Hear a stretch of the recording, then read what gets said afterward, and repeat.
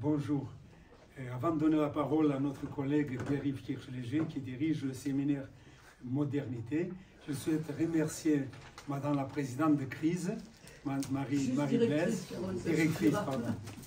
Bon, entre président et directeur, il n'y a pas toujours une grande différence, et d'avoir bien voulu accepter de nous recevoir. Je dis nous, et particulièrement moi et mon collègue Gérard Dédéian. Nous sommes maintenant, entre guillemets, émérites. On n'aime pas dire que nous sommes à la retraite, mais je veux juste dire que pendant plus de 12 ans, nous avons une équipe de recherche reconnue par le ministère de l'Éducation nationale qui s'intitulait « Juifs, Arméniens et chrétiens d'Orient ». Initialement, c'est Juifs et Arméniens, puis on a étendu, parce qu'on connaît mal les chrétiens d'Orient. C'est une expression très élastique. On peut comprendre les chrétiens du Proche-Orient et même les chrétiens de l'Europe de l'Est. Voilà, c'est tout ce que je voulais dire. Et avant de donner la parole à Pierre-Yves Kirchléger. Merci Carole. Merci à tous de votre présence pour ce séminaire qu'on a axé cette année, l'an dernier déjà et cette année, plutôt sous l'angle du thème des usages de la mémoire. C'est donc pour ça que ce sujet, évidemment, d'aujourd'hui nous intéresse particulièrement. Et donc on va accueillir, je vous les présente dans l'ordre tels qu'ils sont assis, d'abord Gérard Dédéian, donc professeur émérite de l'université Paul Valéry, professeur d'histoire du Moyen-Âge. Annie Casso, professeur agrégé à l'université Paul Valéry, membre du laboratoire RIRA 21. On est d'autant plus ravi de vous accueillir ici et de collaborer avec vous. Carole Yankou, professeur émérite d'histoire contemporaine. Et puis Michael Yankou, directeur de l'Institut Maïmonide Averroès Thomas d'Aquin de Montpellier, un institut particulièrement actif dans la ville et qui va fêter l'année prochaine, ce sera ses 25 ans.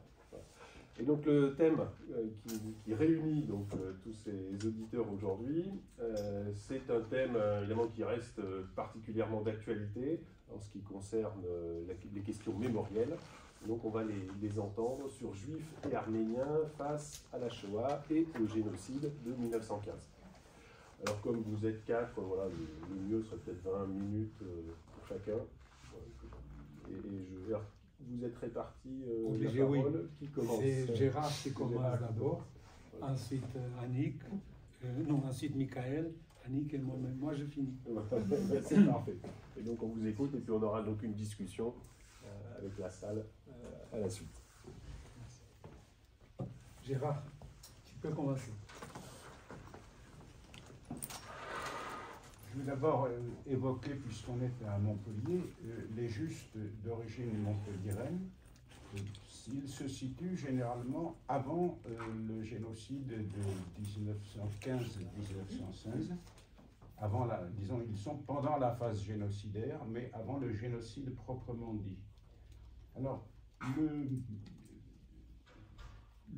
plus connu peut-être, c'est Alphonse Silière, qui était originaire de Montpellier, d'une grande famille de Montpellier, qui était très en vue, qui était collectionneuse de peintures de grande qualité. Alphonse Silière a été le camarade d'enfance, d'adolescence et aussi le collègue en Orient de Ferdinand Roqueferrier. Alphonse Silière, pendant les massacres de 1895, a protégé les Arméniens, les a accueillis, a fait en sorte qu'ils puissent sauver un maximum de vies. Son camarade Fernand Roqueferrier, qui est un parent du Roqueferrier qui a restauré la tour de la Babotte, une famille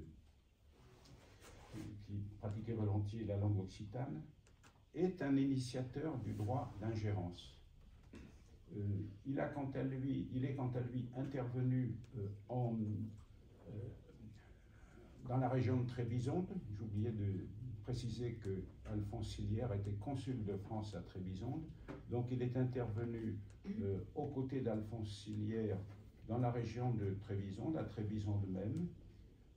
Ensuite, il a été, vers 1909, nommé consul de France à Alep. Et quand il a appris qu'il y avait des massacres dont la responsabilité était partagée entre l'autorité sultanale et puis le parti des jeunes turcs, c'était un grand cavalier, un homme athlétique, il a chevauché de toute son ardeur vers Adana pour sauver les Arméniens qui étaient victimes là-bas d'un début de massacres qui ont fait finalement une trentaine de milliers de victimes. Il a, dans sa chevauchée, il a contracté à l'occasion de son séjour à Adana, où le pouvoir était partagé entre le nouveau parti jeune turc, parti laïque, franc-maçon, et qui se réclamait des principes de la franc-maçonnerie, mais ce n'était pas du tout la franc-maçonnerie française, puisque l'ordonnateur du génocide, Talat Pacha, était le maître de la franc-maçonnerie au moment des massacres, dans l'Empire ottoman. Et donc, il ne faut pas confondre. Donc Fernand Roqueferrier a contracté le choléra. Il est revenu, il est donc dans son consulat d'Alep. Il a été inhumé. Il y a eu une cérémonie de funérailles. Il n'a pas été inhumé là. Il y a eu une cérémonie de funérailles dans la cathédrale arménienne d'Alep. Et ensuite, on a ramené son corps en France, à Montpellier. Et les Arméniens de Marseille sont venus en nombre saluer sa dépouille. Et il a été enterré au cimetière Saint-Lazare. Donc je tenais à rappeler ces deux amis, ces deux diplomates, en quelque sorte nos concitoyens avant l'heure. Près de chez nous, à Nîmes, il y a eu bien sûr un juif, Bernard Lazare, qui était un excellent poète et qui a vu la souffrance arménienne en reflet de la souffrance juive, et qui a critiqué, mais c'est Karol Jankou qui en parlera le mieux car il lui a consacré plusieurs études, il a surtout critiqué Théodore Herzl, le créateur d'Israël, parce que Théodore Herzl avait négocié avec Abdul Hamid, le sultan rouge, celui qu'Anatole France avait stigmatisé pour avoir, donc pour ces entretiens, pour ces échanges qu'il jugeait honteux. Alors j'ai étudié, et je dirais presque avec passion, parce que c'était un petit peu notre thème lorsque Carole et moi travaillions ensemble, j'ai étudié avec passion la fratrie des Aharonson. Les Aharonson, donc il y avait une jeune femme, Sarah, et puis surtout Aaron Aharonson, et puis un frère qui était aux États-Unis. Aaron Aharonson était un agronome génial que le baron de Rothschild avait encouragé à s'installer en Terre Sainte pour y créer un foyer national. Et Aaron Aharonson était en quelque sorte de mèche avec le délégué le délégué national arménien, celui qui venait de la diaspora, on l'appelait Noubar Pacha, c'était une grande et vieille famille d'origine princière. Et il s'est fait le conseiller de Noubar Pacha, qui a toujours suivi ses conseils et qui a facilité d'ailleurs l'intervention des Arméniens à la conférence de la paix. Aaron Aronson est mort dans un accident d'avion. J'ai personnellement des questions sur cet accident d'avion. Je me demande si ce n'est pas un attentat, mais rien ne le prouve de manière radicale. La sœur d'Aaron, Sarah, l'avait rejoint dans le foyer juif de Palestine. Les Juifs, à cette époque, particulièrement ceux qui étaient proches du foyer de Palestine, craignaient d'avoir un jour le même sort que les Arméniens. Donc Sarah a rejoint son frère Aaron. Elle faisait de temps à autre le trajet depuis la Palestine jusqu'à Constantinople, et elle voyait les convois de déportés arméniens, donc en 1915-1916, elle les voyait, et c'était un spectacle, vous l'imaginez, épouvantable. Elle en est devenue folle. Elle a été capturée par les Turcs, emprisonnée, torturée, et dans ses souffrances, elle criait « Les Arméniens seront vengés, les Arméniens seront vengés ». Elle avait pris à cœur, disons, les souffrances des Arméniens. Quant au troisième membre de la fratrie, se trouvant aux États-Unis, il a essayé, non sans un certain succès, de mobiliser l'opinion publique américaine, et particulièrement chez les Américains de confession juive, en faveur des Arméniens. C'est donc une famille à laquelle il faut rendre hommage, parce que je ne sais pas si son action est très connue, mais elle a vraiment scellé une forme de solidarité entre les Juifs et les Arméniens.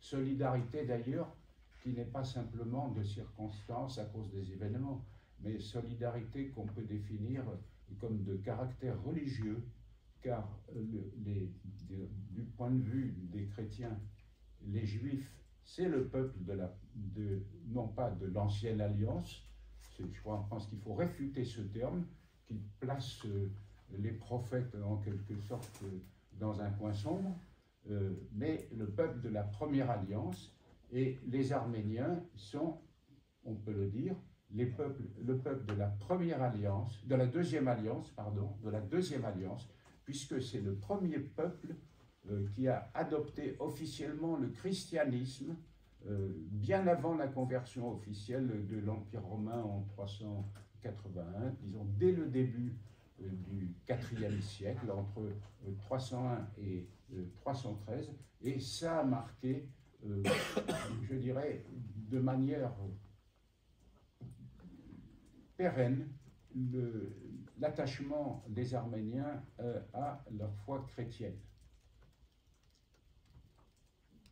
Arméniens comme Juifs ont subi des persécutions que vous savez.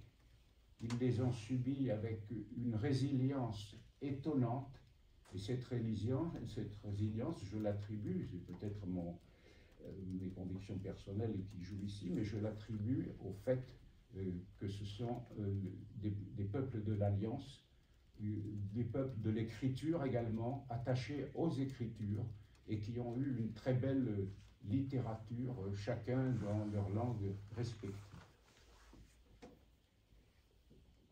Alors,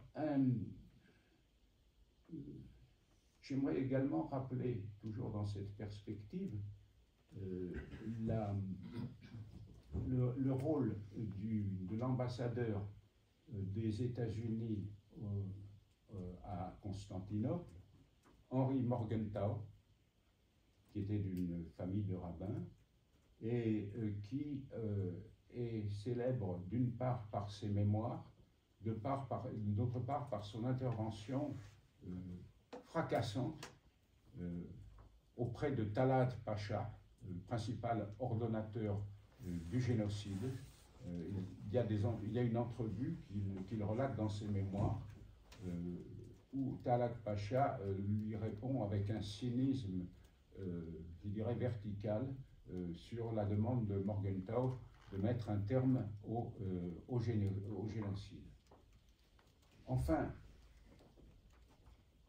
si je n'excède pas le temps qui m'est imparti. Tu as encore 5 minutes. D'accord. Enfin, il y a aussi un grand juriste russe de confession juive. Je dis toujours de confession, je ne dis pas de religion, c'est un petit peu une ingérence, mais je trouve que c'est tellement proche que j'ai du mal à parler de religion quand je parle du judaïsme. Il y a enfin un grand juriste russe de confession juive, André Mandelstam, qui a d'abord servi l'Empire russe et puis qui ensuite a été très actif en France. Il a écrit toute une série de livres justifiant les revendications matérielles et territoriales des Arméniens. Et pour vous amuser et raconter un souvenir familial, une de mes tantes, qui était une très belle jeune femme à cette époque, mais beaucoup plus jeune que lui, avait attiré son attention, mais elle devait avoir 30 ans et lui 80. Il était très courtois. J'ai gardé des dédicaces dans des livres familiaux, des dédicaces de André Mandelstam à cette tante, et il était tout à fait convenable, mais visiblement amoureux d'elle. C'était en tout cas injuste, non seulement dans ses goûts esthétiques, mais dans la défense. C'est peut-être la plus belle défense qu'il y ait eu de la cause arménienne. Ça serait comment dirais-je, à réactiver actuellement où les terres arméniennes subissent de telles amputations. Voilà, ça m'a permis, je vous en remercie, de me remémorer et peut-être de me réactiver pour une coopération qui sera bien sûr plus intermittente, mais dont je me réjouis qu'elle ait eu lieu et qu'elle se perpétue. Merci. Merci Gérard. Nous aurons une grande discussion à la fin et à ce moment-là, tu pourras dire quelques mots sur les étapes du génocide des Arméniens, parce que je doute que les étudiants ici présents connaissent vraiment ce qui s'est passé. Il faut bien comprendre qu'il y a eu aussi des justes. Et ce que tu as pu faire avec ces livres, Les Justes et les gens de bien, ça remonte déjà à presque un siècle. Car effectivement, en 1915, nous sommes déjà en 2024. Par ailleurs, tu as cité Bernard Lazare, de son vrai nom Lazare Bernard, c'est un Nîmois, mais il est connu parce que c'est le premier défenseur de l'affaire Dreyfus. C'est lui qui s'est engagé 2 ans avant Émile Zola. Et ces spécialistes ont constaté que dans les expressions d'Émile Zola qui disait « j'accuse un tel, j'accuse un tel », on trouve déjà cette même expression chez Bernard Lazare. Et c'est vrai que c'était une personnalité tout à fait exceptionnelle. Elle était un peu oubliée. C'est vrai qu'il avait un engagement politique, comme on dirait aujourd'hui, un peu particulier. Mais c'était ce que Charles Péguy disait, c'était un homme de 50 siècles.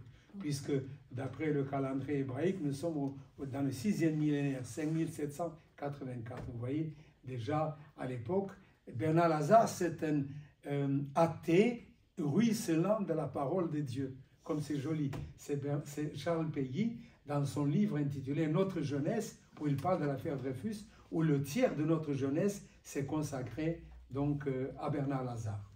Mais puisqu'on a commencé avec les justes qui sont intervenus pour la défense des Arméniens, on va de l'étranger venir vers la France, vers Montpellier, et je vais donner la parole à Michael, qui lui, il est aussi le représentant de l'Institut de Jérusalem Yad Vashem, pour ce qui est des justes parmi les nations, et qui va nous parler effectivement des justes parmi les nations dans le département de l'Hérault. Et à ce sujet, il a consacré toute une thèse avec notre regretté collègue Charles-Olivier Carbonel. Et donc, je pense que c'était la personne la plus proche du sujet pour nous présenter un tel sujet. Vas-y. Merci, Carole. Je me réjouis de ce séminaire organisé par le laboratoire Crise, avec lequel, au sein de l'Institut Maïmonide, nous collaborons régulièrement. Et du reste, Pierre-Yves est intervenu la semaine dernière à Salpêtrarque pour une belle conférence sur l'histoire du dialogue judéo-chrétien au XXe siècle. Alors me revient donc, la responsabilité de vous traiter des justes parmi les nations dans le département côtier de l'Hérault.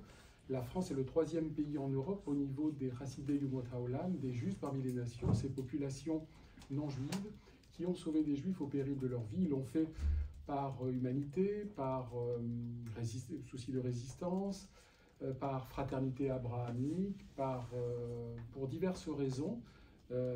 Et notre région, si la France est le 3e pays en Europe, notre région Occitane est aussi la 2e ou 3e région française au niveau de ces justes. Je me propose donc de vous présenter quelques figures emblématiques, paradigmatiques de ces personnalités qui avaient énormément d'humanité, de bravoure, de bienveillance et de sagesse. Peut-être avez-vous déjà entendu cette phrase extraite du Talmud « Quiconque sauve une vie sauve l'univers tout entier ». Bien, cette phrase talmudique rend hommage aux actions de courage, de bravoure des justes parmi les nations, et elle est gravée sur chaque médaille au nom de l'État d'Israël en signe de gratitude.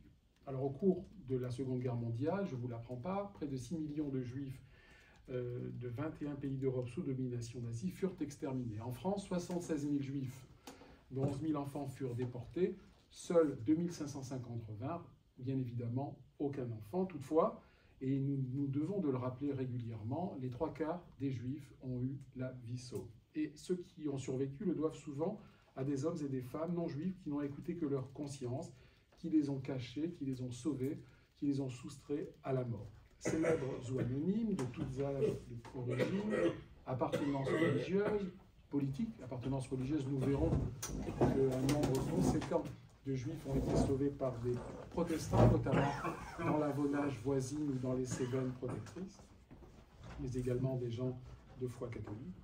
De tous milieux sociaux, ils avaient pour dénominateur commun le respect des valeurs morales, le rejet du fascisme et le courage d'agir malgré les risques encourus. En effet, si Yad Vashem a la mission de rendre hommage aux justes, sa fonction principale est d'honorer et transmettre le souvenir donc de ces 6 millions de juifs exterminés, ainsi que la mémoire des milliers de communautés juives anéanties. Il a enfin également pour mission de rappeler et d'honorer l'héroïsme des juifs qui ont combattu, et j'en dirai un mot pour notre département, avec certaines associations de secours et d'entraide.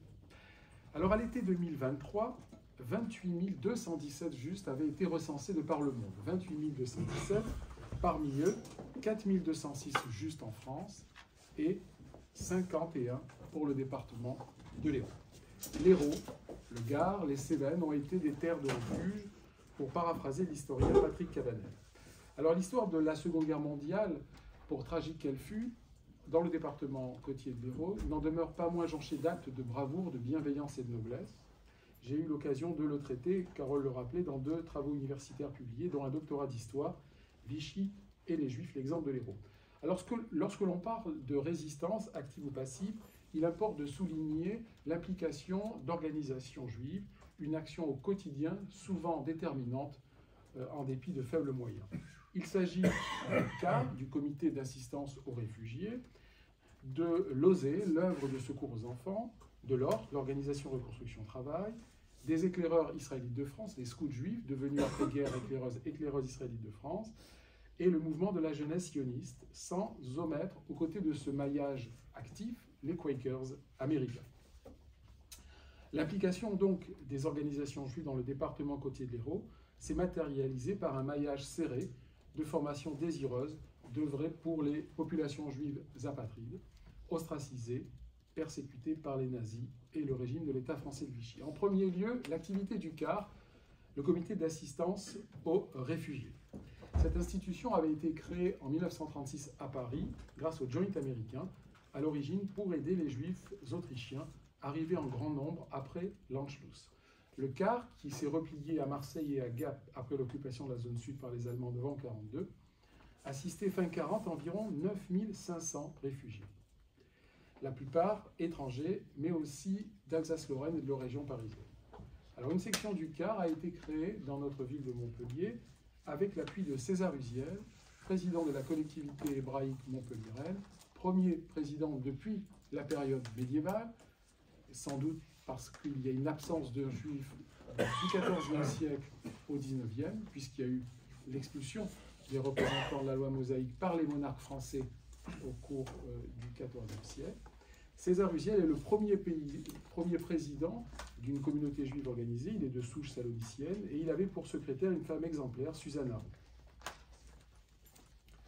Ils ont effectivement, au sein de cette organisation, accompli un travail important avec Joseph Milner, qui a pu effectivement seconder ce tandem fort actif. Hormis des aides matérielles en argent, le CAR s'est engagé à extraire les juifs étrangers du camp d'Agde. Vous n'êtes pas sans savoir qu'il y a eu un camp de sinistre renommé, édifié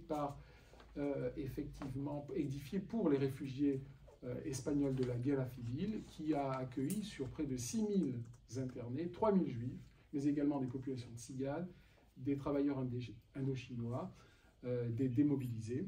Aujourd'hui, il n'en reste plus rien.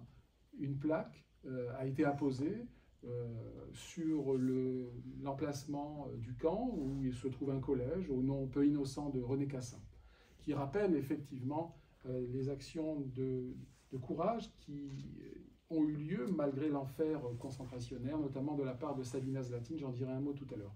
Retenez qu'il n'y a pas eu de camp de concentration en France, je pense que vous le savez, mais des camps d'internement, ces camps de l'anti-France, pour reprendre les termes de Serge Klarsfeld, Agde n'étant que, effectivement, une halte avant le grand camp du Midi pour l'ouest, Rivesaltes, ou encore vers l'est, les Milles, antichambre de Drancy, Drancy elle-même, antichambre de Auschwitz. Le CAR de Montpellier parvint à obtenir l'accord des préfectures de l'Ardèche et de la Drôme pour l'accueil d'un certain nombre de juifs emprisonnés au camp d'internement d'Agde.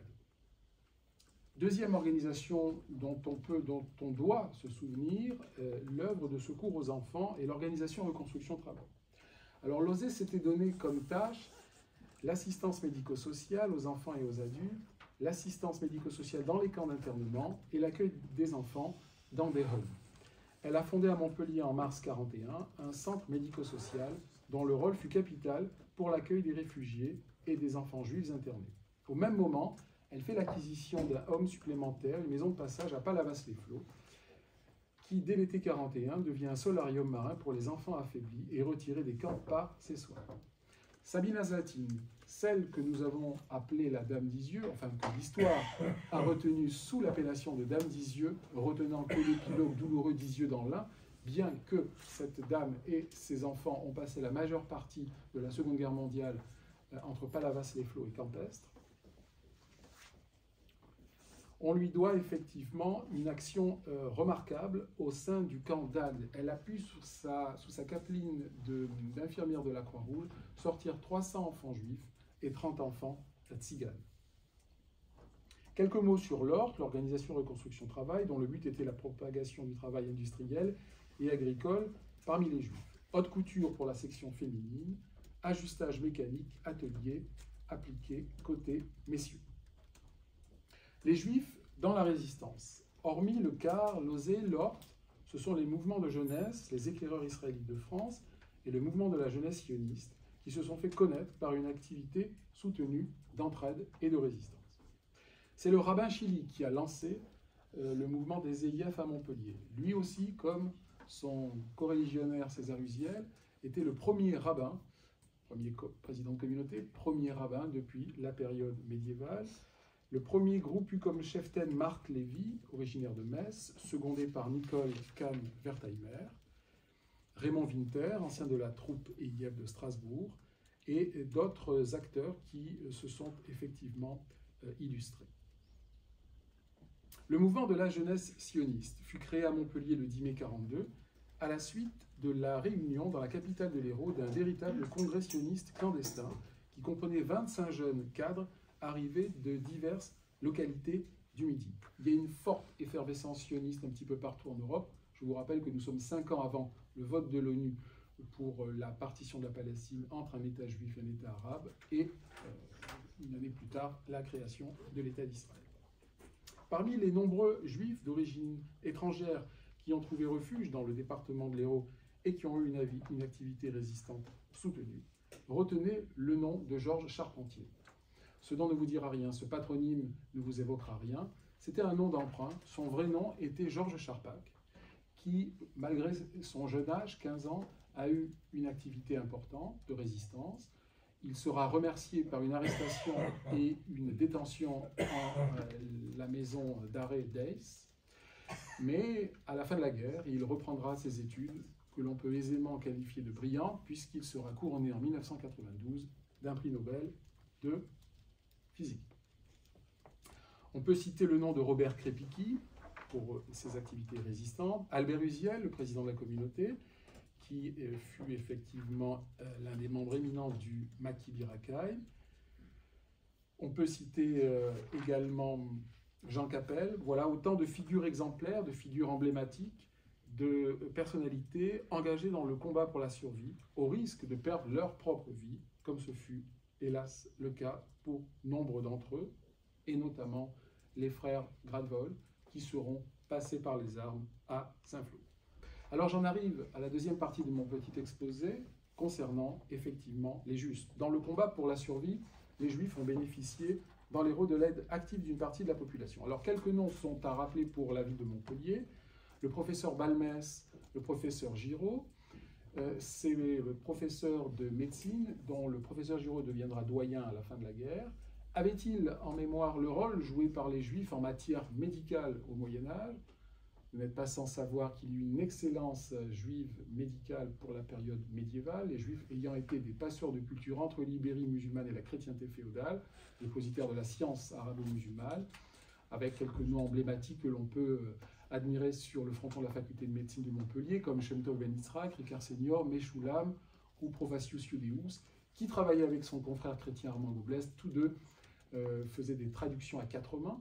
Le juif traduisait des langues sémitiques en occitan, le chrétien traduisait de l'occitan au latin. Ainsi, par le truchement de la langue vernaculaire, on avait le passage d'œuvres fondamentales des langues sémitiques, arabes et hébreux, vers le latin.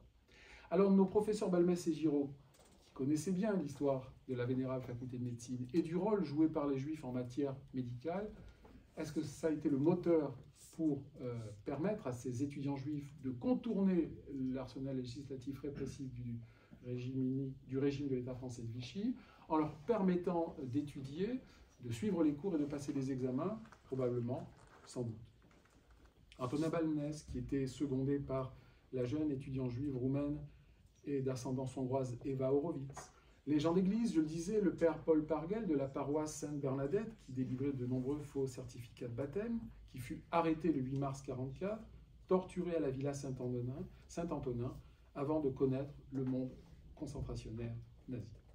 Un autre homme d'église, que vous connaissez vraisemblablement, l'abbé Prévost, qui, avec Sabina Zlatine, recueillait les enfants que cette dernière sortait du camp Agatois, du camp de Rivesat également, en coordination avec l'œuvre de secours aux enfants à l'enclos Saint-François de Montpellier.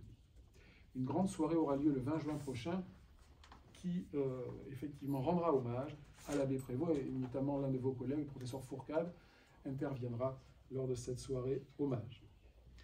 Même attitude de la part de deux sœurs protestantes, Jeanne et Marie Adjé, qui cachèrent de nombreux juifs étrangers. Grâce à mon professeur de français au lycée, j'ai aimé Berthéa, j'ai appris l'attitude exemplaire de Mademoiselle Fabre dans sa maison de Bédarieux. À Bédarieux, à Ganges, il y eut énormément de juifs protégés. Il est vrai qu'on se rapproche des Cévennes si protectrices. Alors, toutes ces personnes ont eu une attitude admirable, nous le disions, se sont vues octroyer post-mortem la médaille des justes. Parmi les 22 justes sur lesquels j'ai pu travailler, je souhaite ici présenter peut-être un seul cas, mais vraisemblablement le plus paradigmatique. Il s'agit de Marie-Antoinette Paillarès et de ses deux filles, Paulette et Renée. La mère a accueilli en 1942 une petite fille juive polonaise, Diane Popowski, sortie du camp d'Agde par Sabina Zlatine. Et Diane est restée dans sa famille d'adoption jusqu'au lendemain de la guerre, même un peu plus, en 1949, lorsque son père, survivant des camps d'extermination, a pris son sauvetage et vint la reprendre.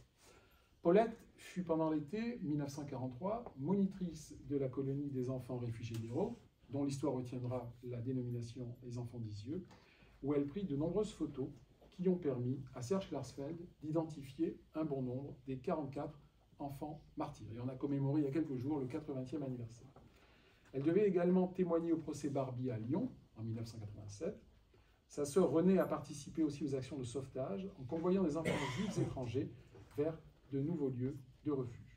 Ce fut notamment le cas en 1942 pour une quarantaine de filles de 14-15 ans parties de la gare de Montpellier vers celle d'Annecy. C'est elle aussi qui accompagna Paul Niedermann et Théo Reiss, deux jeunes adolescents appelés par Sabina Zlatine pour mettre en culture le potager qui s'y trouvait. Il m'importe de présenter également brièvement quelques cas de justes qu'en ma qualité d'historien de délégué régional du comité français pour Yad Vashem, j'ai eu l'occasion de traiter, de faire instruire et, par la suite, de faire reconnaître, remettant diplôme et médaille de l'Institut hiérosolomitain Yad Vashem en Israël. Alors à Perpignan, il y a une dizaine d'années, j'ai remis avec Edith Moscovitch, que son âme soit bénie, qui nous a quittés il y a quelques années, qui était enfant caché dans le sud-ouest de la France, la médaille et le diplôme de Juste parmi les nations à Daniel Portelli-Poss. À Saïro-Cosa, le même jour, nous avions remis effectivement une médaille et un diplôme également. Vous voyez que des Juifs se sont cachés très très haut dans le département, puisque là nous sommes à la lisière de l'Aveyron, pour une remise de médaille à Albert Marius et Marie Anglade pour avoir sauvé Francine Luce Cohen.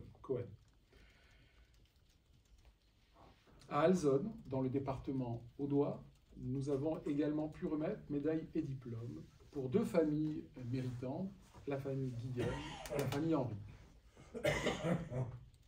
Donc, vous constatez finalement sur la carte départementale, la carte régionale, de nombreuses régions où les Juifs se sont cachés. Et souvent, c'était l'arrière-pays, des régions escarpées, afin effectivement d'être le plus à l'abri possible. Et voilà, ces Juifs présentés n'ont pas eu effectivement à être arrêtés, puis effectivement déportés. Quelques cas parmi d'autres qui tendent à montrer effectivement que notre département et notre région ont eu une activité remarquable. On pourrait citer aussi le cas de la famille Meyer, sauvée par l'action déterminante de Jean Saint-Martin, qui a été reconnu juste parmi les nations il y a quelques mois, et nous avons remis la médaille des justes dans la ville de Nîmes. Les gens d'église, j'en ai dit quelques mots. À Jérusalem se trouve l'Institut Yad Vashem, que je représente aujourd'hui, avec son allée des justes, ses milliers d'arbres, son jardin des justes, qui rappelle le nom de ces gens qui ont refusé l'adversité et qui ont redonné espoir en l'homme. À Paris, également, les noms des justes de France sont gravés sur le mur depuis 2007, qui se trouve au mémorial de la Shoah à Paris. Les justes de France sont reconnus et honorés collectivement depuis 2007, grâce à l'ancien président de la République Jacques Chirac, honorés au Panthéon comme effectivement les grands hommes auxquels la France rend hommage. Alors souvent, de nos jours, ce sont les enfants et même les petits-enfants qui reçoivent médailles et diplômes au nom de leurs parents disparus, nommés alors juste à titre posthume. Mais le temps n'efface pas notre reconnaissance, car leurs actions sont et resteront effectivement une leçon qui s'adresse aux vivants. Alors, dans un monde où les discours et les actes de haine, de xénophobie, de racisme, d'antisémitisme vont crescendo, l'évocation de ces valeurs qu'ont incarnées les justes nous rappelle à nos responsabilités aujourd'hui, défendre les valeurs de justice et de paix. Perpétuons donc le souvenir de ces justes parmi les nations. Il y eut le temps de la résistance, et maintenant on accentue beaucoup le temps des justes, qui avec courage et au péril de leur vie, ont sauvé les Juifs en s'opposant aux persécutions nazies et à l'État français de Vichy, et qui ont été finalement des lumières dans la nuit de la Shoah. Se souvenir de ceux dont nous sommes fiers, dans notre vie, notre pays est fier, inscrire publiquement leur action individuelle et collective dans la cité, c'est en effet transmettre aux générations futures des messages, des valeurs de fraternité, de justice, d'altruisme, d'humanisme et de paix. C'est une mission véritablement impérieuse à l'heure d'aujourd'hui. L'avenir continue donc de s'écrire à la lumière du passé. Je vous remercie. Merci, Michael.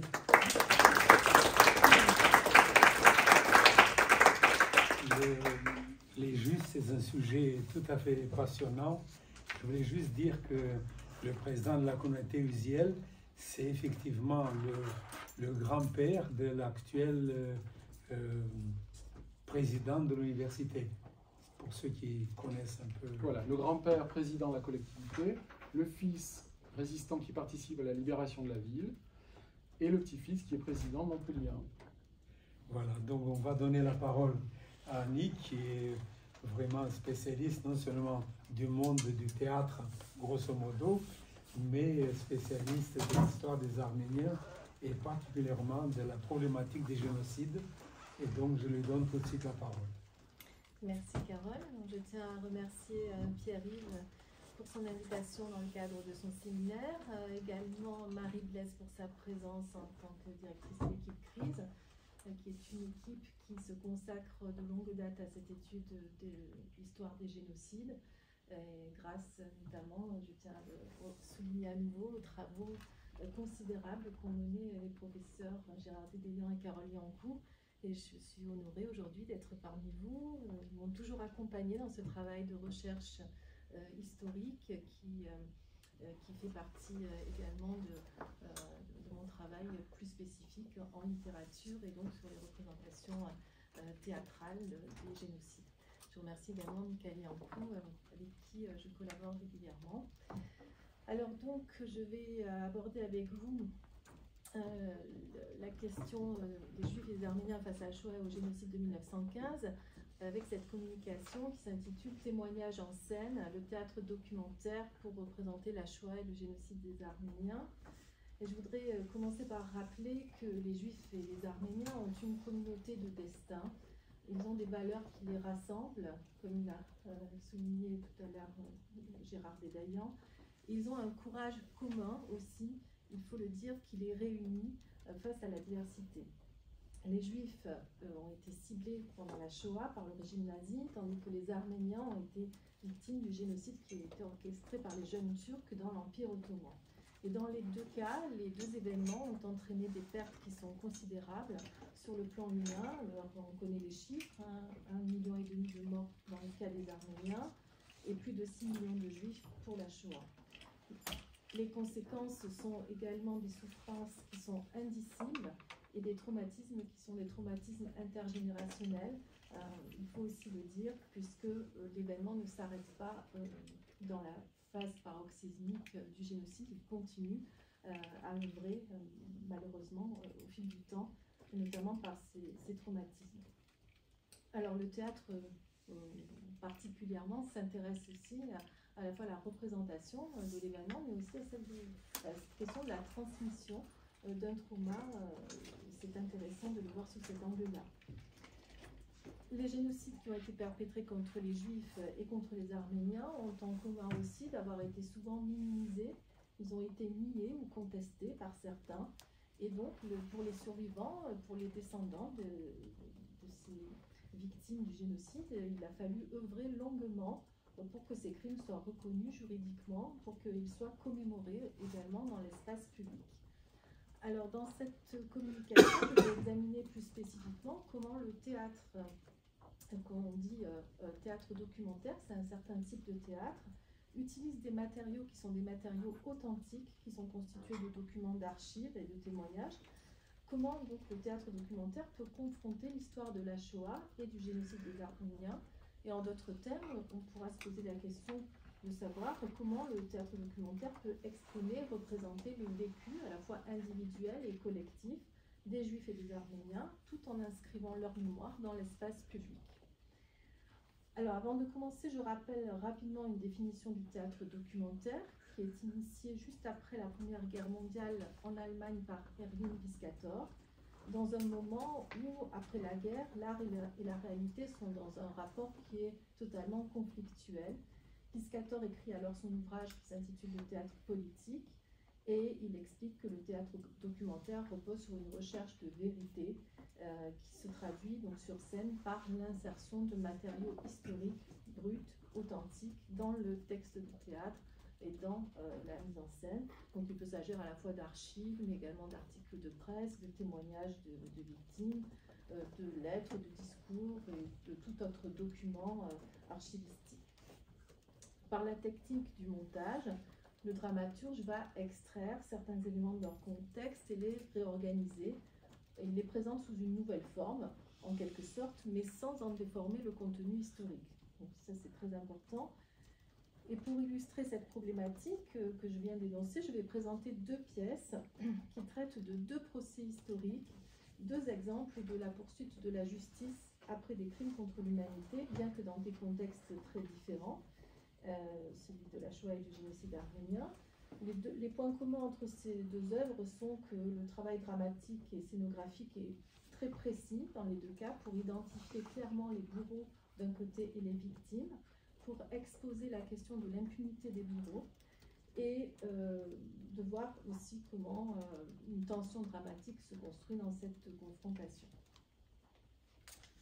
Alors la première pièce que je vous présente pour la Shoah, il s'agit de l'Instruction de Peter Weiss, qui est écrite et représentée en 1965. Donc dans cette pièce, Peter Weiss présente les procès qu'on appelle communément les procès d'Auschwitz, et plus particulièrement les procès qui se sont tenus à Francfort de 1963 à 1965. Donc j'ai mis quelques rappels historiques ici. L'Instruction, c'est vraiment une grande pièce du répertoire dramatique allemand, mais aussi européen et mondial. Donc à ce titre, elle mérite d'être appréciée à sa juste valeur. Elle a un rayonnement qui est considérable dans le monde du théâtre, mais aussi pour la transmission de l'événement génocidaire. Le metteur en scène, Erwin Piscator, que je citais précédemment, monte la pièce en 1965 à la Freie Volksbühne. Et il déclare que cette pièce est vraiment un événement culturel, c'est un événement dans le monde théâtral, mais c'est aussi un événement historique. Et il dit que pour lui, cette pièce est, je cite, le troisième testament de notre humanité. Alors, les procès de Francfort mettent en cause 22 anciens membres du personnel du camp de concentration d'Auschwitz, accusés d'avoir été impliqués pour crimes contre l'humanité. Le procès est un événement majeur dans la prise de conscience publique en Allemagne de l'Ouest. Mais avant ça, il faut rappeler les problèmes qui sont posés par ces procès. Tout d'abord, le crime de génocide n'est pas qualifié. Donc cet évitement est vraiment vécu par les survivants comme un affront. Et d'ailleurs, à l'époque, à l'exception de Peter Weiss, très peu d'écrivains allemands discutent de cette question de la qualification du crime de génocide et ils évitent le sujet. Et deuxième problème, le verdict qui est prononcé est très faible, puisque comme vous pouvez le voir dans les chiffres que j'ai rappelés ici, seuls 6 anciens SS sur les 22 qui sont accusés vont être condamnés à la réclusion à perpétuité pour assassinat. Donc il y a une sorte d'indécence dans ce verdict des procès d'Auschwitz qui est souligné vraiment par la prise de Peter Weiss. Et là, il fait des choix dramaturgiques qui vont dans le sens d'une prise de conscience politique de la part du public qu'il souhaite susciter. il fait le choix de terminer la pièce avant que le verdict ne soit prononcé et que donc le verdict final ne soit rendu. Et il est important de rappeler que ce ressenti qui a été celui des survivants, en fait, est très important parce que c'est justement à partir de là qu'il y a eu une multiplication de témoignages dans l'espace public parce que justement il fallait compenser en quelque sorte les lacunes de la justice. Alors, si Piscator est l'initiateur du théâtre documentaire, Peter Weiss, comme vous le voyez ici, est le continuateur et il est le véritable théoricien de ce type de théâtre. Donc, je ne vais pas rentrer vraiment dans les détails de la pièce, mais ce qu'il faut retenir, qui est essentiel, c'est que Peter Weiss assiste lui-même à toutes les audiences du procès, donc il recueille les minutes du procès minutieusement dans ses carnets, et de ce matériau documentaire et testimonial, il va composer une pièce en forme d'oratorio qui reprend le cadre du procès, mais qui ne se limite pas au cadre strict du procès. Il va se servir de ce cadre-là pour faire entendre les voix des rescapés face à leur bourreau. Donc il fait des choix esthétiques, notamment un choix en particulier qui est la technique du noir et blanc. Pour lui, il faut vraiment montrer le face-à-face entre les témoins et les bourreaux qui s'affrontent. Et donc, cette technique du noir et blanc permet de contraster les personnages. Il l'explique, je cite un de ses textes qui s'intitule « 14 textes à propos du théâtre documentaire ». Lorsqu'on veut peindre les expéditions de pillage et les génocides, il est justifié d'utiliser la technique du noir et blanc, sans la moindre aménité pour les assassins, en exprimant à l'égard des victimes toute la solidarité dont on peut faire preuve. On voit donc 9 témoins se succéder à la barre pour décrire les atrocités subies. Le choix ne permet pas d'individualiser les témoins et il répond aux exigences de ce type de théâtre documentaire qui tend à justement donner une dimension plus collective au témoignage. Donc les 9 témoins qui sont présents sont anonymes, mais ils sont les porte-paroles de l'ensemble de ceux qui n'ont pas pu justement s'exprimer et se faire entendre. Face à eux, par contre, il y a des accusés qui sont bien identifiés, et parmi ces accusés tristement célèbres, il y a Hans Stark, Franz Hoffmann, qui sont les commandants adjoints du camp de concentration d'Auschwitz, et Robert Mulka, qui est commandant de la section politique d'Auschwitz. Alors la pièce de Peter Weiss a fait le tour du monde, peu de pièces ont été autant représentées. C'est en grande partie grâce à l'initiative des éditions allemandes des Urkamp, qui, lors du 20e anniversaire de commémoration de la libération des camps, organise tout un cycle de conférences dans toute l'Allemagne. Et donc, le soir du 19 octobre 1965, il y a 14 théâtres des 2 Allemagnes qui créent cette pièce de Peter Weiss, Instruction. Et donc, c'est un hommage qui a un retentissement très important dans l'espace public, comme vous pouvez le voir. Dans l'ensemble des mises en scène, alors je ne peux pas toutes les développer, il y en a une qui retient particulièrement l'attention à l'étranger, donc c'est celle de Virginio Poscher en Italie, au Piccolo Teatro de Milan. C'est une mise en scène qui est très moderne, qui retient l'attention pour sa modernité scénique. Sur le plateau, on a un espace qui est celui du procès qui figure aussi celui du camp de concentration, notamment par des jeux d'éclairage qui rappellent les miradors d'Auschwitz. Il y a des micros aussi qui sont utilisés et disposés sur scène qui permettent d'amplifier la voix des déportés.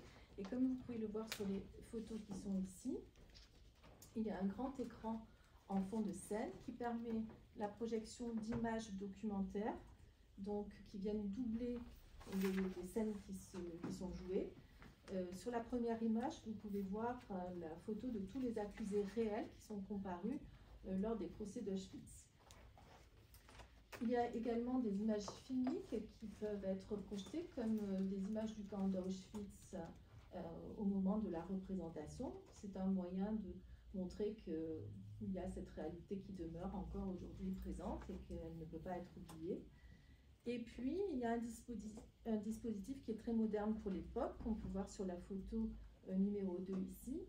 qui est la projection d'images, des captations vidéo des scènes qui sont jouées en temps réel et qui permet en fait d'agrandir les portraits des accusés, comme on peut le voir ici. Alors les accusés portent des lunettes de soleil pour être distingués des témoins. Et ces portraits qui sont grandis, sont démesurés et donnent vraiment une vision qui est déshumanisée et monstrueuse des nazis. Alors ce dispositif en fait est intéressant parce que, comme je le disais dans l'instruction, le procès ne s'achève pas, aucun jugement n'est prononcé, mais le spectateur ne doit pas se tromper quant à lui sur le verdict à prononcer en quittant la salle de spectacle. Et le théâtre de Peter Weiss appelle donc le spectateur vraiment à une posture éthique en même temps qu'à une prise de conscience politique. Donc l'ensemble du dispositif converge vers cela. Pour le génocide des Arméniens, je vais présenter une deuxième pièce, qui est la pièce d'un dramaturge arménien, Berj Zeytountsian, qui s'intitule « Debout, le tribunal arrive » et qui met en scène le procès d'un justicier du génocide des Arméniens qui s'appelle Sormon Telerian. Alors j'ai noté quelques éléments de chronologie historique ici. En France, une représentation de ce procès est bien connue pour ceux qui ont vu notamment le film d'Henri Verneuil, Meyrick, qui commence justement dans son prologue par ce procès. Sormon Telerian est un jeune homme de 23 ans, survivant du génocide de 1915, qui a vu toute sa famille décimée. Il y avait 85 personnes dans l'ensemble de cette famille qui ont tous été massacrés. Et en 1921, alors qu'il est le seul survivant de sa famille, il décide à Berlin d'assassiner le principal ordonnateur du génocide, Talat Pacha, qui était ministre de l'Intérieur, jeune turc, au moment du génocide des Arméniens, et donc architecte de ce même génocide. Le procès Telerian constitue un événement historique qui est très important, qui est majeur, non seulement parce qu'il met en lumière les atrocités qui sont commises, mais aussi parce qu'il a soulevé des questionnements complexes sur le rôle de la justice internationale. Il pose notamment la question de la légitimité des actions d'un individu de poursuivre les responsables de crimes contre l'humanité en son nom propre. Alors, Berj Zeytountsian est un dramaturge contemporain qui est très joué en Arménie. Il est décédé il y a quelques années, en 2017. La traduction de ces pièces, de ces textes, n'est que partiellement disponible en français. Je me permets de mentionner que j'ai publié une partie de traduction de ces pièces dans ma thèse qui s'intitule « Le théâtre du génocide », qui est parue aux éditions Honoré Champion. Donc, Debout, le tribunal arrive, c'est vraiment la première pièce en Arménie de théâtre sur le génocide des Arméniens qui a été écrite et jouée pendant la période soviétique en 1988, à une période où il était encore difficile, voire tabou, d'aborder la question du génocide des Arméniens sous le gouvernement soviétique. Cette pièce connaît un fort succès en Arménie. Elle est représentée régulièrement à Erevan dans une mise en scène de Tigran Gasparian. Et vous pouvez voir ici, dans le rôle de Sormon Telerian, l'acteur Tigran Nersessian. Alors, quelques éléments sur le plan dramaturgique. Le théâtre documentaire de Berj Zeytountsian se rapproche des recherches européennes que j'ai précédemment mentionnées, initiées par Peter Weiss et Piscator. Donc, ça s'inscrit dans cette mouvance-là. Le dispositif scénique sur le plan scénographique, on va retrouver également le cadre du procès, mais qui permet une superposition des espaces, puisqu'il y a également les lieux de déportation qui peuvent être représentés dans ce même espace. À un moment donné dans le spectacle, les fauteuils des juges se retournent. Ce sont de grands fauteuils avec de grands dossiers. Ils sont retournés, ils figurent des stèles qui sont des stèles mémorielles, donc en mémoire des victimes. Donc c'est un dispositif intéressant où on retrouve ce que j'ai évoqué tout à l'heure aussi pour l'instruction de Peter Weiss, où on voit que le théâtre documentaire n'est pas vraiment un théâtre qui s'intéresse à la monstration ou à la visualisation du génocide, mais qui tout de même travaille sur la mise en espace, que ce soit pour la représentation du camp ou d'autres types d'espaces qu'ont traversé les victimes du génocide. L'écriture est très documentée, Alors les documents historiques, notamment les minutes du procès Tellerian, composent la matière de la pièce. Dans le premier acte, l'auteur s'appuie presque intégralement sur les témoignages du pasteur allemand Johannes Lepsius, qui a secouru de nombreux Arméniens, qui a documenté les atrocités, qui a alerté le monde occidental, notamment sur ces massacres, dans un important rapport, qui a tenté en vain, lui aussi, comme on l'évoquait tout à l'heure, pour Henri Morgenthau, de plaider la cause des Arméniens auprès du ministre Talat Pacha, qui n'a rien voulu entendre. Donc, ce sont ces documents-là qui sont repris par Behrut Zeytounsan et qui sont combinés avec des éléments de fiction. Alors, l'originalité de la pièce réside dans une épaisseur qui est donnée au personnage, notamment au personnage du bourreau, Talat Pacha.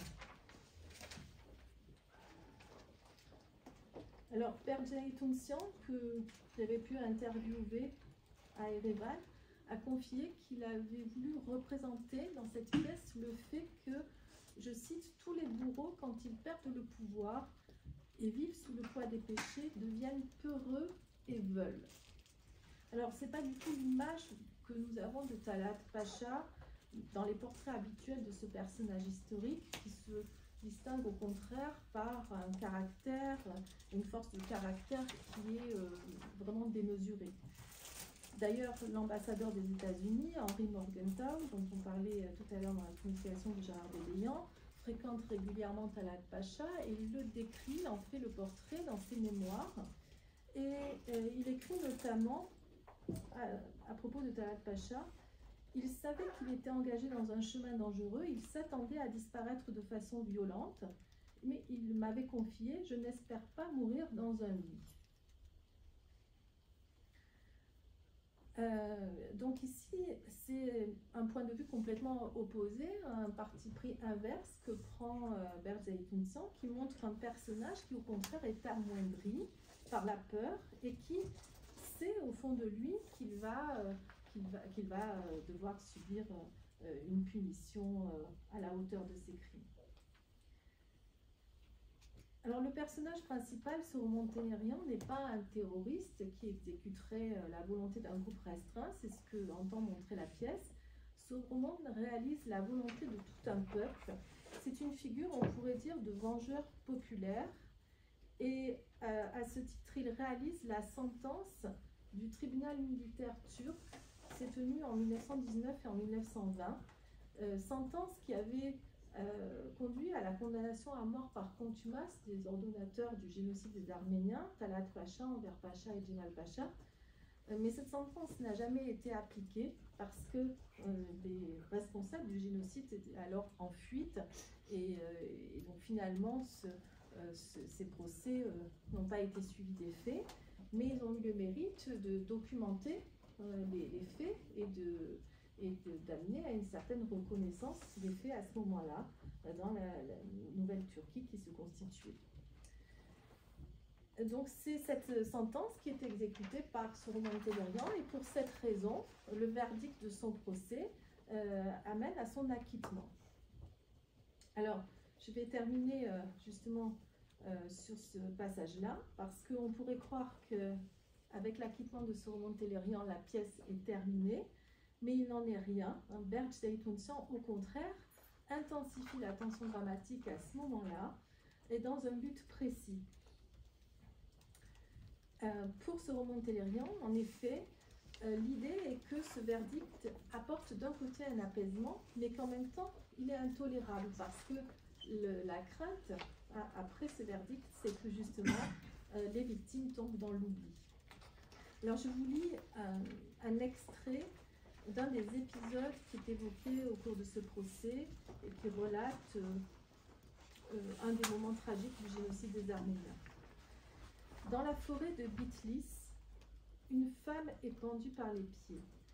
Et sous ce même arbre se trouve son enfant âgé d'1 an. Sa mère est encore vivante. Elle tend ses mains vers lui. Et le petit enfant essaye aussi avec ses bras impuissants d'atteindre sa mère, mais leurs bras ne parviennent pas à se joindre. Honorables messieurs, très chères dames, c'est ce roman qui parle, vous voyez, le crime s'est réalisé, le criminel a été puni, Le vengeur a été acquitté, il ne faudra jamais oublier.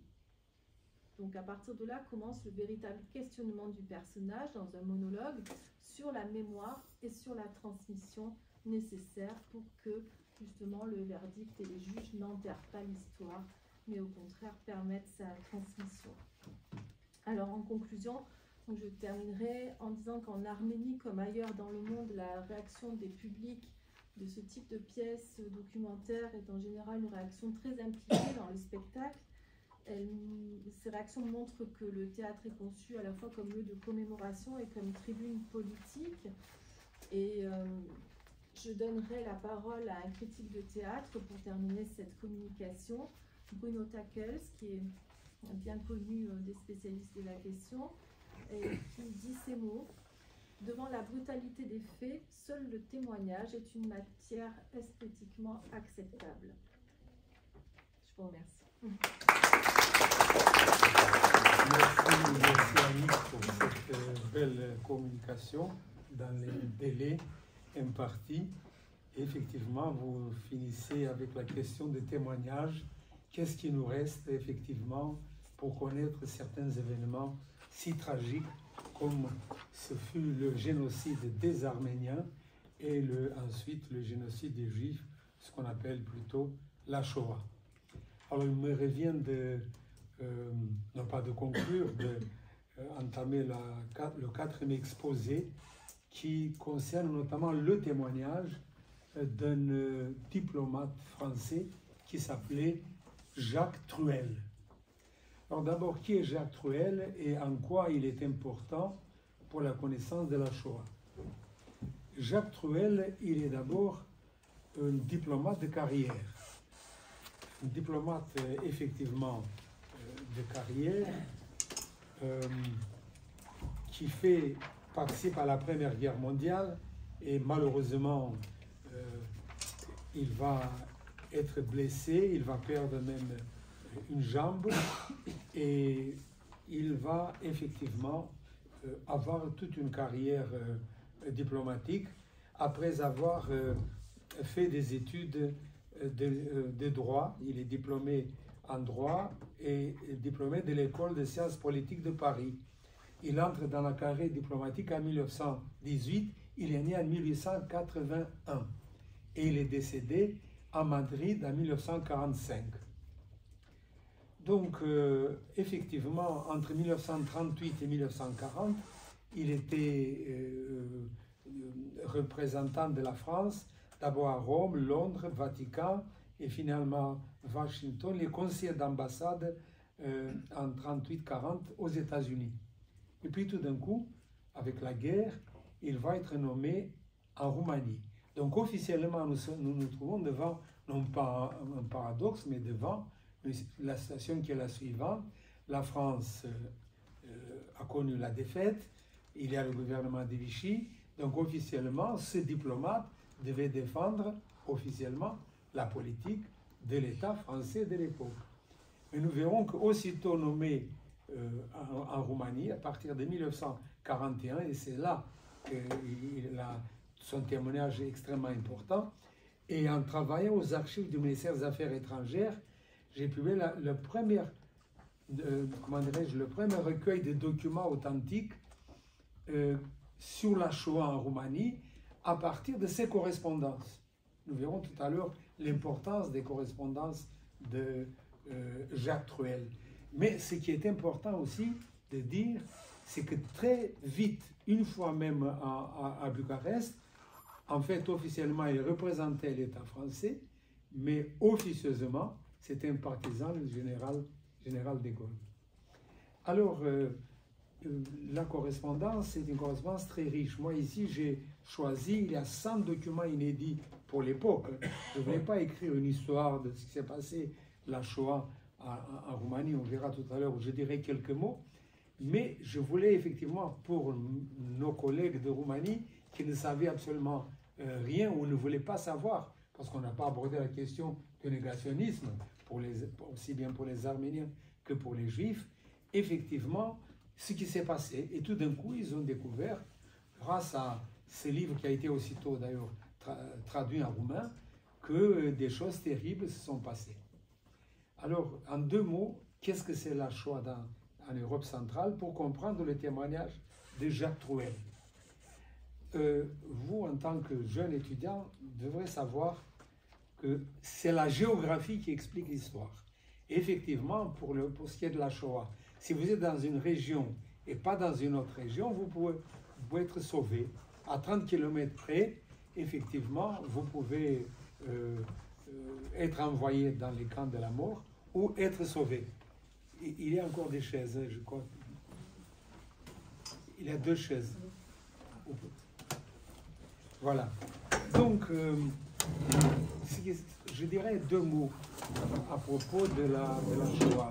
Donc, le pays, il faut comprendre que tout commence malheureusement avec la montée de Hitler au pouvoir, avec les lois de Nuremberg, qui vont définir qui est juif pour savoir qui on va punir. Et juif, toute personne qui a 3 grands-parents d'origine juive, ou seulement 2 si la personne est mariée avec son conjoint et lui-même juif. Donc nous allons voir le paradoxe que pendant la Deuxième Guerre mondiale, on va tuer à Auschwitz des chrétiens qui allaient à l'église, mais parce que un de leurs grands-parents ou 2 de leurs grands-parents étaient de religion juive. Il faut savoir, je donnerai quelques chiffres tout à l'heure, notamment pour la Hongrie. Donc 1938, c'est l'Anschluss, et les lois antisémites allemandes vont couvrir aussi l'Autriche, bien entendu.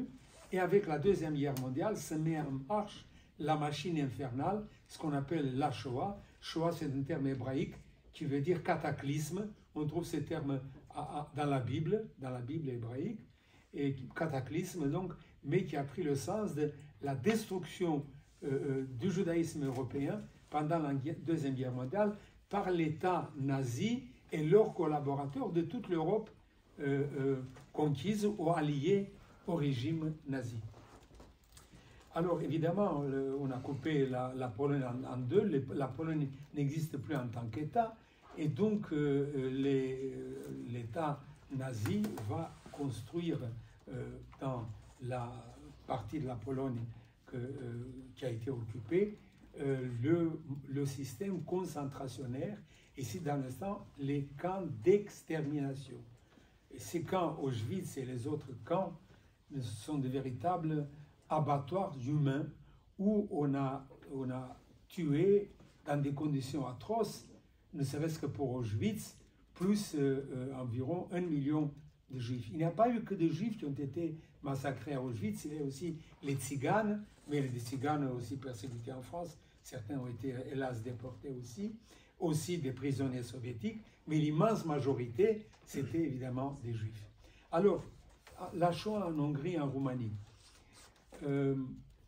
La Shoah en Hongrie, il y avait environ, dans la Grande Hongrie, avant l'éclatement de la Deuxième Guerre mondiale, donc d'avant la Première Guerre mondiale, il y avait, avec les occupations, environ 800 000 Juifs en Hongrie.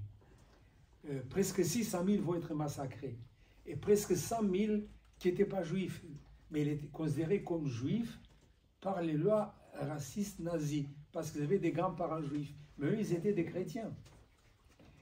Et donc, jusqu'à la fin de la guerre, l'immense majorité des Juifs d'Hongrie sont restés en vie. L'immense majorité, pas tous, environ 60 000 ont été massacrés par-ci, par-là, dans les régions de frontières. Mais en 6 semaines, en 1944, en 6 semaines, on a déporté des centaines de milliers de Juifs de la Hongrie et du nord de la Roumanie, occupés de nouveau par le régime de Horthy. Il faut dire qu'entre les 2 guerres, pour ce qui est de la Roumanie, la géographie explique l'histoire, au nord-ouest c'est la Transylvanie, au sud c'est la Valachie, et à l'est c'est la Moldavie. Aujourd'hui, nous avons le paradoxe suivant. Nous avons 2 États roumains en Europe. La Roumanie et ce qu'on appelle la République de Moldavie. La République de Moldavie, c'est un morceau de la Moldavie historique occupée par les Russes en 1812. Ensuite, une partie est revenue à la Roumanie. Entre les 2 guerres notamment, cette Bessarabie appartenait à la Roumanie. Mais avec la Deuxième Guerre mondiale et avec les pactes Molotov-Ribbentrop, ils sont partagés l'Europe, et donc effectivement, les Russes ont réoccupé la Bessarabie et la Bucovine. Donc, tandis qu'en Hongrie, l'immense majorité reste en vie et pendant 6 semaines, ils vont être, on va avoir environ 600 000 juifs massacrés à Auschwitz. Nous avons un journal d'une Anne Frank transylvaine qui s'appelle Eva Heimann. J'ai vécu si peu et je vous conseille, vous les étudiants, de lire ce livre qui est un témoignage bouleversant d'une jeune fille de 13 ans. Il a été écrit initialement en langue hongroise. Je l'ai fait traduire ensuite en français avec une préface.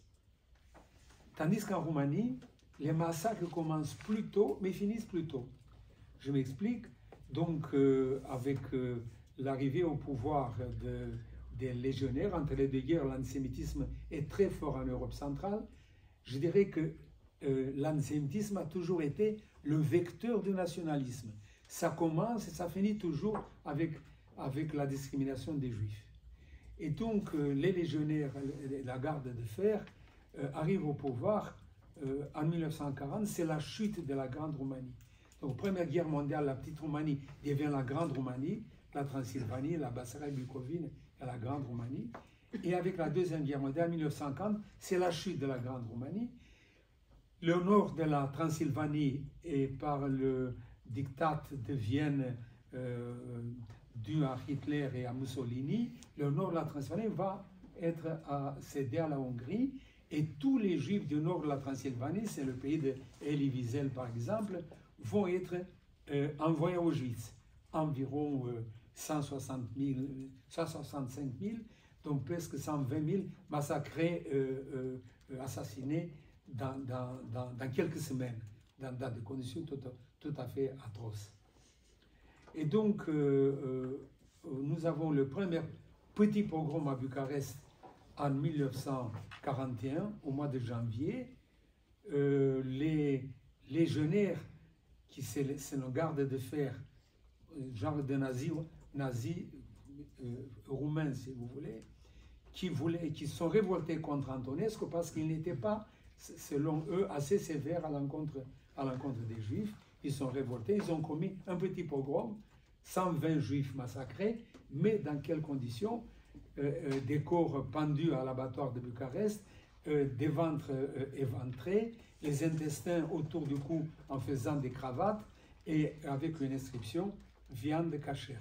Tout ça, ce sont des réalités et des témoignages que nous connaissons, mais qui ont été cachés pendant des dizaines d'années sous le régime communiste.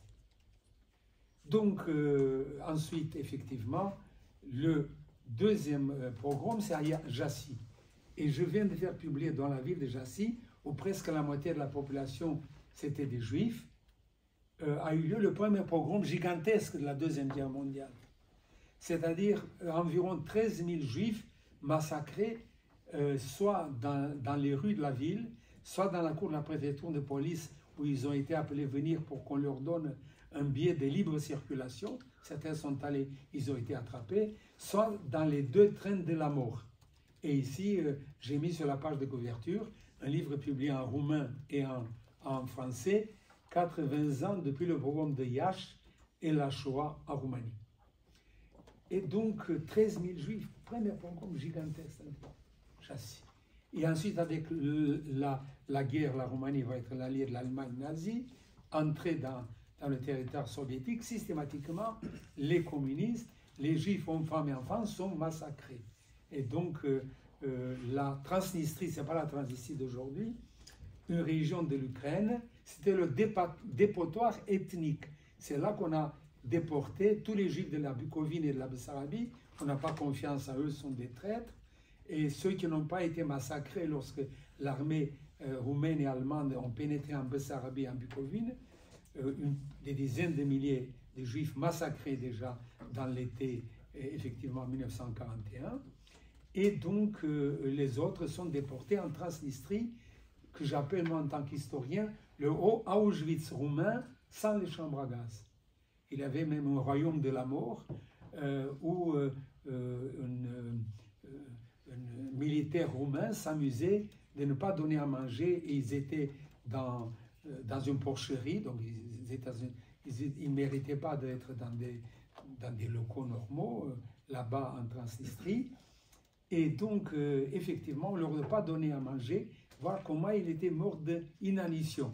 Des atrocités seulement qu'encore aujourd'hui, seulement on en parle. Et on connaît, hélas, ce qui s'est passé. 1942, c'est une année très importante. Et ça, c'est l'introduction pour vous parler de Jacques Trouël.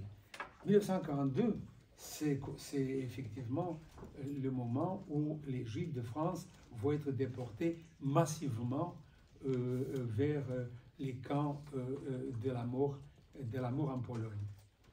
En 1942, le gouvernement d'Antonescu accepte effectivement, initialement déjà en 1941, de déporter les derniers Juifs. Donc on a tué les Juifs des marges des frontières, Bessarabie, Bukovine, mais pas encore les Juifs de la petite Roumanie, sauf le pogrom de Iași et le pogrom de Bucarest. Et à ce moment-là, on intervient, effectivement, vous avez une intervention pour essayer de sauver, de ne pas envoyer ces Juifs qui sont restés en Roumanie, environ 290 000. Comme je disais, initialement, il y avait en Roumanie, dans le recensement de 1933, 750 000 Juifs. À la vie de la Deuxième Guerre mondiale, environ 800 000 Juifs. Donc, moitié vont être massacrés, mais selon les régions. La responsabilité pour la Transylvanie sont les Hongrois et les nazis allemands. En Bessarabie-Bukovine, l'armée allemande, l'armée roumaine. Et en 1942, donc, il s'est agi de déporter les derniers Juifs de Roumanie vers les camps d'extermination en Pologne, notamment dans le camp de Bełżec. Là, avec la description, les trains étaient déjà prêts. Et il y a un miracle qui intervient. Le miracle s'appelait le grand rabbin Alexandre Safran, qui tombe en genoux. Ça va parler de théâtre, c'est vraiment ça donnerait une véritable, on pourrait faire une pièce de théâtre, devant le chef de l'église roumaine orthodoxe, en disant Éminence, si ces gens-là sont coupables de quelque chose, j'accepte. Mais je vous en supplie, ils ne sont pas coupables, faites quelque chose pour qu'on repousse la date de déportation de ces Juifs. Et Antonescu, qui est le grand dictateur et le grand responsable à la fois des massacres de Jassy, maintenant on le sait, et des massacres ensuite dans les territoires soviétiques, c'était un bon stratège militaire. Il s'est rendu compte avant Stalingrad que la guerre tourne et qu'un jour il va rendre des comptes. Et alors à ce moment-là, il a accepté qu'on va retarder la déportation des derniers Juifs, et de retard en retard, eh bien, la plupart de ces Juifs de la petite Roumanie vont rester en vie. Et je tenais à rappeler le rôle d'Alexandre Safran. Alors Jacques Trouël. Jacques Trouël, donc, il arrive en Roumanie et il transmet, il envoie à Vichy un courrier diplomatique exceptionnel. Comme je vous ai dit, j'ai publié ici 100 lettres. Alors on sait toute la législation antisémite. Il dit d'abord comment les Juifs sont spoliés et que la roumanisation se transforme, dit-il, dans une germanisation des affaires. Parce qu'en fait, ce sont des sociétés roumano-allemandes, sur les Allemands, qui ont mis la main sur les biens des Juifs. Mais pas seulement des affaires industrielles, mais même spoliés de leurs maisons. Et on laisse parfois les Juifs vivre dans leur propre maison. Ils deviennent locataires, ils doivent payer à l'État roumain un loyer. Effectivement, les persécutions continuent. Il y a le travail obligatoire et il y a aussi des travaux dans des camps, dans divers camps, notamment ceux qui ont eu la malchance d'aller en Transnistrie, ils ont été effectivement massacrés. Donc on a des témoignages sur la législation, on a des témoignages aussi sur les massacres. Et ce qui est important, parce qu'on peut se demander qui savait quoi. On dit souvent, au départ, on a accepté au début de Vichy, où ils prenaient aussi les enfants, parce que là-bas, ils vont vivre très bien et tout. Et bien en 1910, généralement, c'est la conférence de Wannsee qui est le début du vrai génocide juif de la Shoah. Or, déjà, c'est plutôt en été 1941, Jacques Truel utilise pour la première fois le mot extermination, purification ethnique. Je cite, « Il s'agit d'un projet que le gouvernement roumain nourrit depuis quelque temps, habilement encouragé par les Allemands, et qui tend à l'extermination des Israélites de ces régions.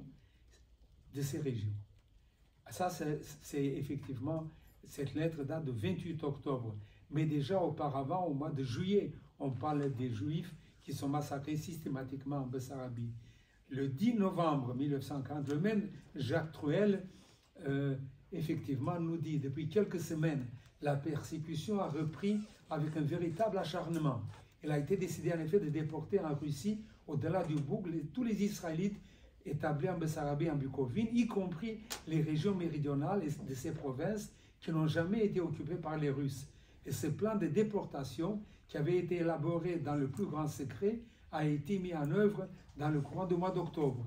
J'ai pu recueillir des témoignages précis sur ces déportations de la bouche même des Roumains revenant des régions récemment délivrées de l'occupation soviétique, ainsi que les témoignages parvenus à Bucarest dans les lettres expédiées par les malheureux exilés.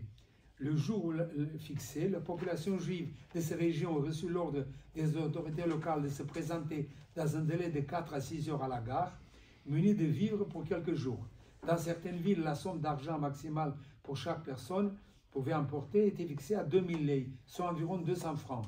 Aucune exception n'était faite en faveur des personnes âgées, des malades et des enfants. Au moment du départ, on voyait des malades emportés sur le dos de leurs coreligionnaires, certains juifs au comble du désespoir se suicidaient. Les trains furent dirigés vers Mohilev, où ils arrivent au bout de 3 ou 4 jours.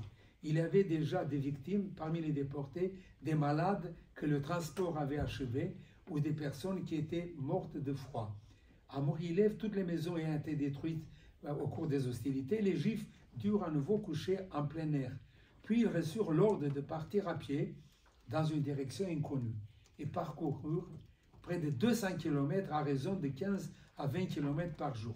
Bien entendu, ils ne recevaient aucune nourriture et n'ayant plus d'argent, il leur était impossible d'en acheter. Et Jacques Truel continue. Certains officiers contraignaient des jeunes filles à se prostituer pour un morceau de pain. Les routes étaient bordées de cadavres et seuls les hommes et les femmes les plus vigoureux purent résister à ces épreuves. Voilà donc, j'aimerais encore maintenant vous parler d'un autre document qui m'a beaucoup interpellé et que j'ai réussi à élucider la question seulement au bout de quelques mois.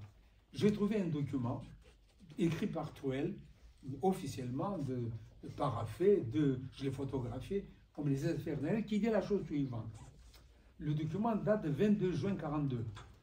Il cite le nombre de 8600 juifs de Hollande, 11 600 juifs de France et 7000 juifs de Belgique qui sont envoyés par les Allemands en Transnistrie.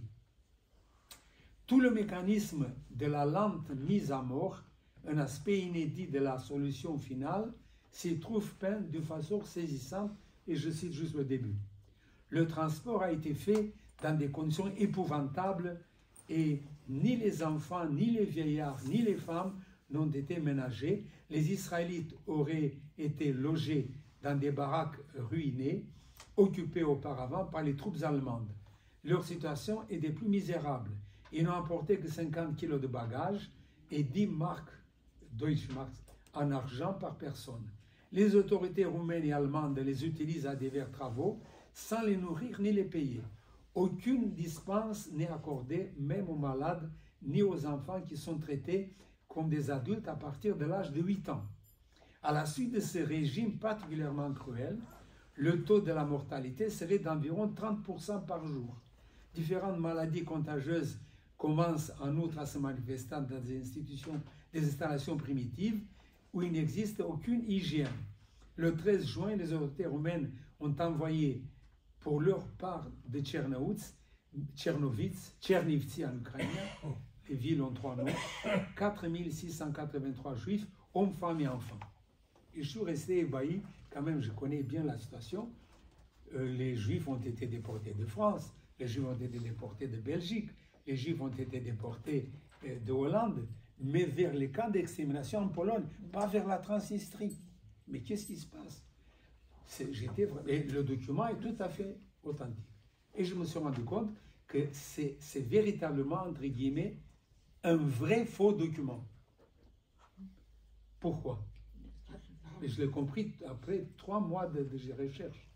Parce que Trouel voulait dire, voilà, c'est juste au moment où nous sommes en 1942, les Juifs sont déportés de France, regardez ce qui leur attend. Pas tout ce qu'il décrit, ça s'est passé, effectivement, mais c'est des Juifs qui ont été déportés de Bukovine en Transnistrie, pas les Juifs de France.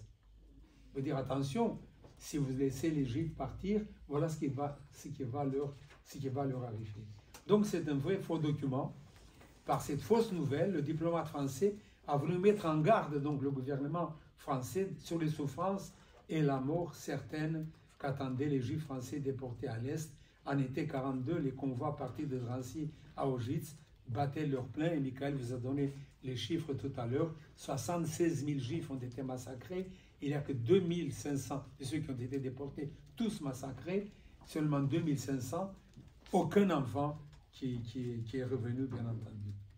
Alors Jacques Trouel, dernière chose, donc il décrit les massacres, donc c'est une source très importante de ce qui s'est passé, mais aussi il intervient pour défendre à la fois les Juifs français et les Juifs roumains. Je m'explique. Il y avait une telle législation antisémite qui disait la chose suivante: il réclamait des certificats ethniques pour séjourner en Roumanie, demander aux Français et à la légation de la France en Roumanie. Il faut dire qu'on a rabaissé le rang d'ambassade de légation de France à Vichy, de Roumanie à Vichy, légation de France à Bucarest, en disant, on vous rencontre, ah monsieur, vous êtes français, montrez-moi votre certificat ethnique. Parce que si vous êtes juif, alors les lois antisémites qui sont valables contre les juifs en français sont aussi valables contre les juifs français. C'est la même. Évidemment, Darlan réclame qu'on leur donne ces certificats, et Jacques Trouel effectivement refuse de faire, et il donne toute une explication, je n'ai pas le temps de vous détailler. Il réussit dans cette perspective-là le permis de séjour et l'autorisation d'exercer une métier. Il a refusé de délivrer des certificats ethniques. Alors, voilà ce que dit Trouel. Par lettre du 20 juin 1941, Votre Excellence a bien voulu me faire connaître les conditions dans lesquelles les certificats ethniques pouvaient être délivrés aux ressortissants français. Je n'ai manqué d'attirer l'attention de mes collaborateurs et des consuls sur ces prescriptions, sur leurs recommandations de s'y conformer. Toutefois, en ce qui concerne la Roumanie, les procédés employés par l'administration, l'interprétation qu'elle donne au règlement concernant les Israélites m'amène à conclure qu'il y aurait un réel danger à admettre qu'une discrimination peut être faite entre ressortissants français et en Roumanie. Depuis la guerre, certains fonctionnaires roumains, agissant souvent motu proprio, exigent des étrangers pour un oui ou pour un non des certificats ethniques. Ni la plupart de mes collègues, ni moi-même n'avons jusqu'à présent voulu faire droit à pareille prétention. Et il réussit à convaincre le gouvernement roumain de ne pas s'en prendre aux ressortissants français d'origine juive. Dernière chose, le dernier lieu de havre pour les enfants juifs en Roumanie, c'était le lycée français de Bucarest. Et les juifs ont été chassés de l'enseignement, et alors à ce moment-là, les juifs, pour que les enfants restent sans aucune scolarité, ont transformé les synagogues dans certaines écoles. Le seul établissement qui a accueilli malgré tout des juifs, c'était le lycée français. Et non seulement ça, Jacques Trouel, c'est la dernière chose qu'il fait, le 20 juin, donc sous prétexte de se faire soigner à Istanbul, il va partir quitter la Roumanie en 20 juin 1943. Mais auparavant, effectivement, il va assister à une cérémonie qui a lieu au lycée français de Bucarest. Et j'ai trouvé dans les archives roumaines de la police roumaine, j'ai eu accès, maintenant c'est de nouveau fermé, un rapport du service secret de l'intérieur qui dit la chose suivante à propos de cet événement.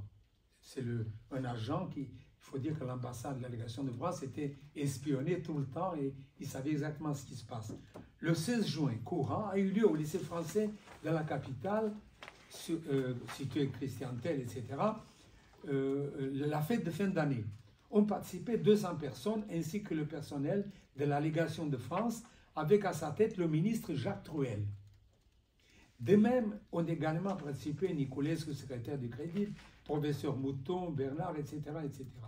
La fête s'est déroulée normalement. La distribution des prix s'est en fait en présence du ministre, qui a félicité chaque lauréat. Et le commissaire de police roumain écrit avec étonné, a signalé que parmi les lauréats, il y a de nombreux élèves juifs. L'un d'eux est l'élève Coupe-Ferman Aurel, auquel fut octroyé le prix du ministre de France Jacques Trouel.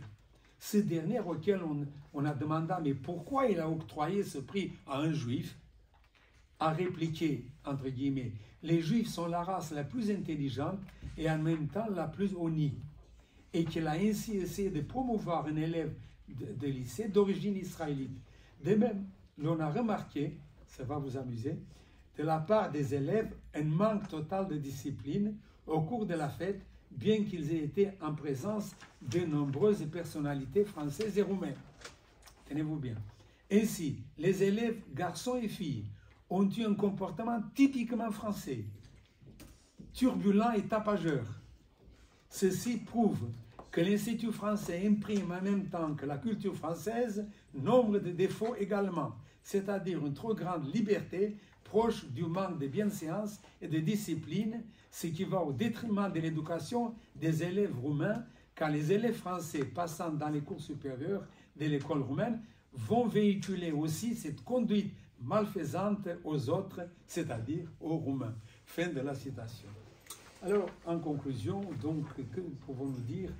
Juste un mot, peut-être dépasser un peu, c'est que l'engagement de Jacques Trouel, c'est un engagement tout à fait exceptionnel. Et ici, il faut quand même dire qu'il s'est expliqué comment officiellement il représente l'État français et comment en cachette il a en fait été un partisan du général de Gaulle. Voilà très brièvement et je vous remercie de votre attention.